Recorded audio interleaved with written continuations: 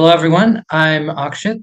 Today, I'm going to present my research project, which was classifying physical stress from relaxation using the electrodermal activity signal. Uh, First, I'll go on to the background of the EDA signal and why it's so useful. Then onto the motivation of why I did this project, and then onto my experimental procedures and the conclusions I derived from them. The EDA signal is a is a physiological signal which measures the electrical output of the skin, and this electrical output is controlled by the sympathetic nervous system. This is what makes the EDA signal so important and useful because by being able to gauge the changes in the sympathetic nervous system, we can observe a lot of the changes that happen in the human body because the sympathetic nervous system affects a lot of the physical, emotional, and cognitive functions of the body, in addition to many other functions too. So, therefore, the EDA signal has been used extensively in the past for many different applications and technologies. For example, for optimizing sedation use, detecting sleep arousal, detecting major depressive disorder, and for classifying between a calm or distress condition. And recently, very significant advance in EDA processing has occurred, which has been called the convex optimization approach to EDA processing. And what this approach does is that it breaks up the EDA signal into three components: a phasic component, a tonic component, and additional white Gaussian noise. This advance has allowed for many new technologies to be developed, and it's made EDA into one of the most usable and important physiological signals.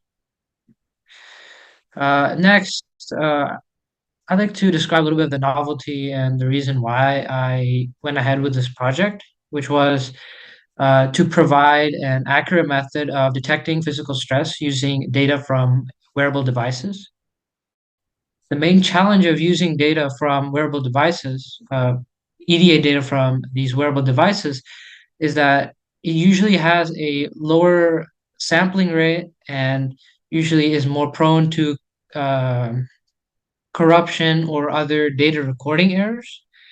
And with my project, I went through these challenges and I solved them, which allows for automated detection of changes in the body's physical arousal, especially because a lot of the newer fitness sensors have included the EDA sensor in their sensor suite. So we can now detect detect physical stress in a person's body whenever it happens.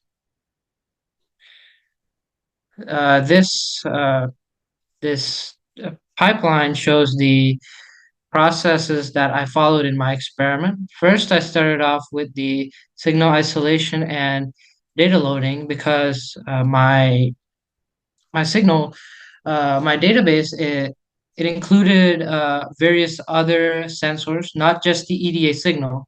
Uh, it also included temperature sensors, sensors for the acceleration, and the oxygen saturation. So I had to isolate the EDA signal, and then I had to load that manually.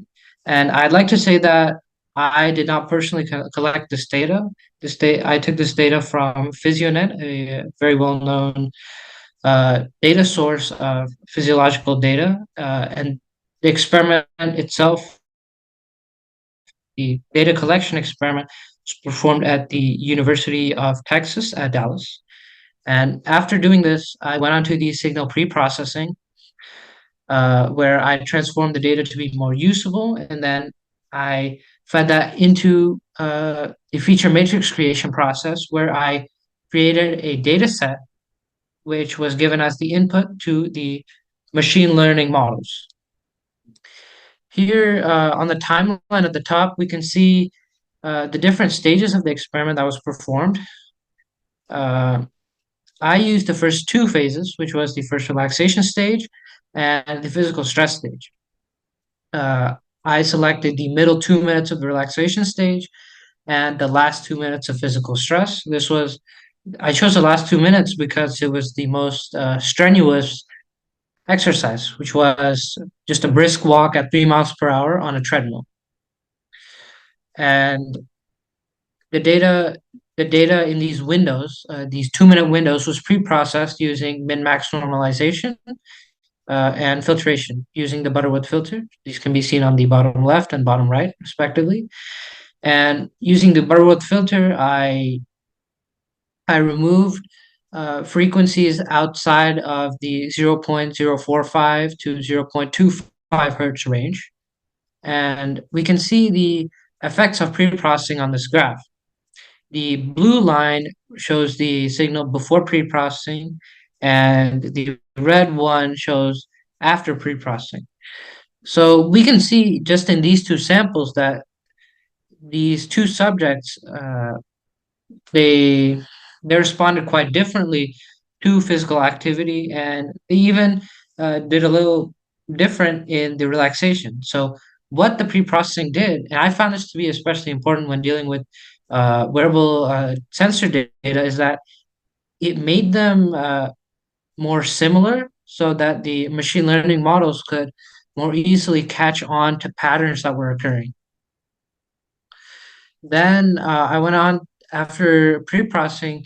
I fed those signals into the extraction algorithm, where I extracted metrics. These features are essentially metrics that I took from the signal.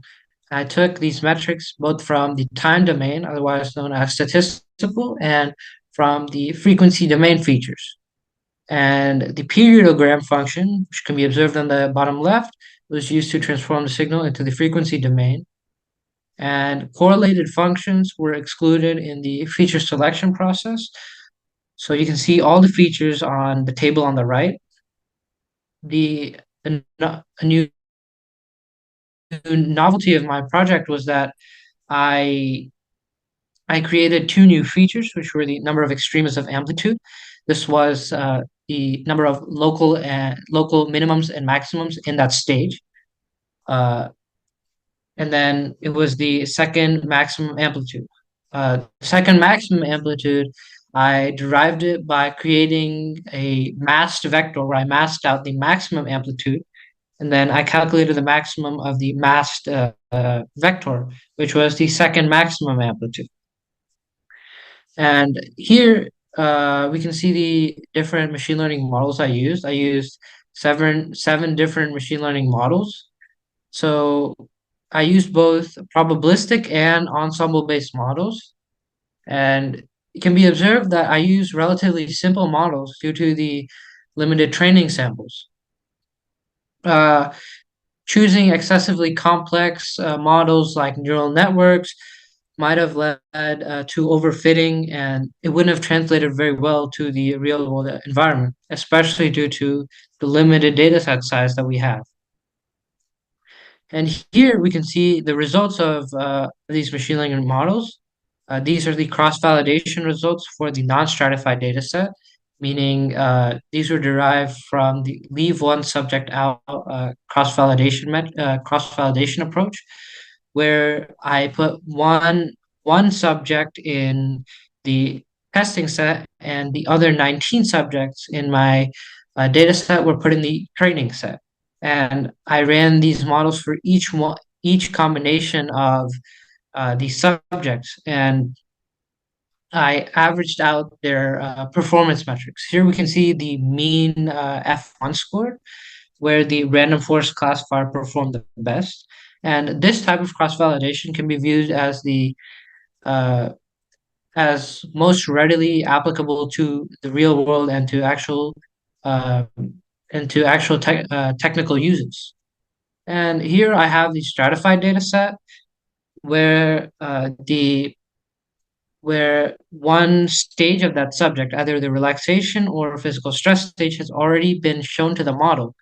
And here we can see that the Gaussian naive Bayes does better, while the random forest classifier still performs about the same. So due to the random forest classifier performing well in the leave one subject outcross validation, I chose that to analyze using Shapley values, which is a method in explainable AI where uh, where I use the Shapley values to calculate each feature's contribution to the model's accuracy. So we can see here that the features which showed the greatest change during that phase were the most important to decrease the impurity or error in the random forest classifier. And we can analyze this better in these box plots where I've listed out the four most important features. We can see that the relaxation stage, class zero, had a much smaller range when compared to the physical stress stage, stage one. And this shows us that this might have been one of the uh, most useful uh, most useful patterns that the machine learning models might have picked up on. So I would like to conclude my presentation with stating the novelty of my project, which was this is the first technology to detect physical stress using the EDA signal from data collected from wearable device data. The main challenge of using these wearable device data is that they're more prone to errors and recording issues, and also have a lower sampling frequency. And the greatest challenge that I faced in the machine learning portion was the small size of the data set. And later on, I performed some experiments to assess the cognitive and emotional arousal, which weren't as effective with wearable device data, either due to the sensors not being sensitive enough to pick these changes up, or maybe due to the sympathetic nervous system itself not being so responsible in causing these changes. Thank you. And I would like to open up the floor to any questions. Yeah, Akshith, thank you for that wonderful presentation. We're actually not taking questions today. Okay. But again, thank you. An excellent presentation. It was interesting to see your methodology. And I appreciate your recognition of challenges and difficulties you encountered there at the end. I think it just underscores the need to do more research. And I look forward to hearing more about where this goes from here. So thank you.